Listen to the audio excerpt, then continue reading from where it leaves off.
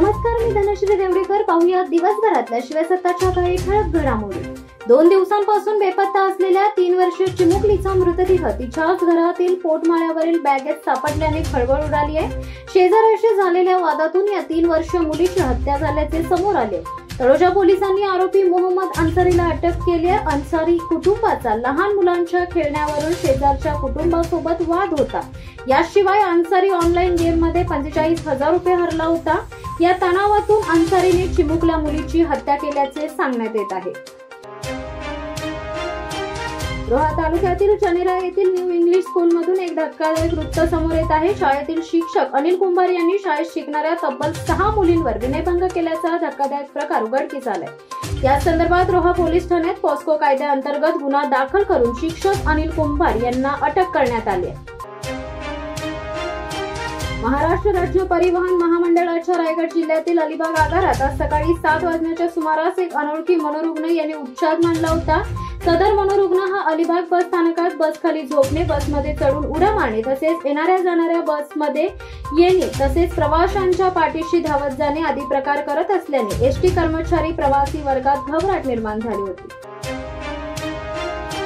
रोहा तालुक्यातील गोपन गावातील शेतकरी सध्या प्रशासन आणि JSW साळव कंपनीच्या दबावामुळे मोठ्या संकटात सापडले आहेत. शेतकऱ्यांच्या जमिनीवर कोणतेही कायदेशीर मालकी हक्क नसतानाही रस्ते व बांधकाम विभाग आणि कंपनीच्या अधिकाऱ्यांनी त्यांना ताब्यात घेण्यास सुरुवात केली.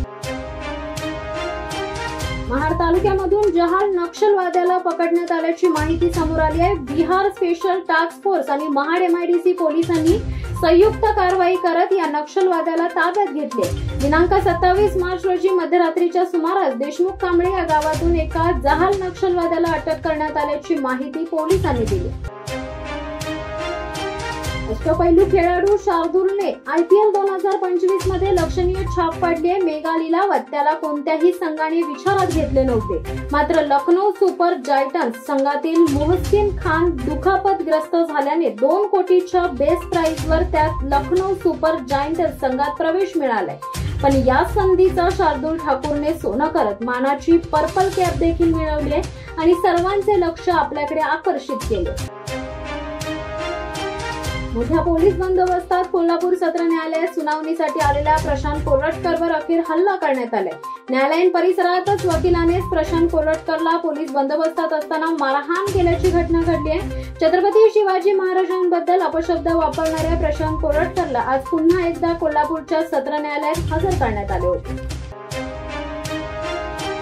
मध्यरात्री ग्रामपंचायत कार्यालय उघडून हेराफेरी करणाऱ्या कर्जतच्या कोल्हारे ग्रामपंचायतीतील रात्रीचा खेळ चालेचा लवकरच भांडाफोड होणार आहे.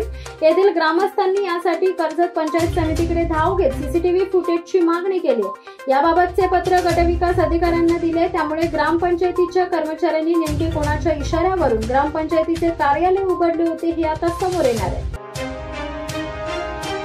कोकणात अपघातांची मालिकाच पाहायला मिळत आहे. कारण आज कोकणात वेगवेगळ्या ठिकाणी 3 अपघात झालेत. या अपघातामध्ये एकाचा जागीच मृत्यू झाला असून 35 जण जखमी झालेत. अलिबाग बायपास जवळील चर्च जवळ भीषण अपघात झालाय. मोटारसायकल आणि स्कूटीच्या अपघातात एकाचा जागीच मृत्यू झालाय तर स्कूटी चालक गंभीर जखमी झाले. या होत्या दिवसभरातल्या घडामोडी. अशाच ताज्या घडामोडी पाहण्यासाठी शिवसत्ता टाइम्सला सबस्क्राईब करा. तुर्तास धन्यवाद. दे धडक बेधडक वृत्त देणाऱ्या आपल्या शिवसत्ता टाइम्स न्यूज चॅनलला लाल बटन दाबून सबस्क्राईब करा आणि बेल आयकॉनला क्लिक करायला विसरू नका.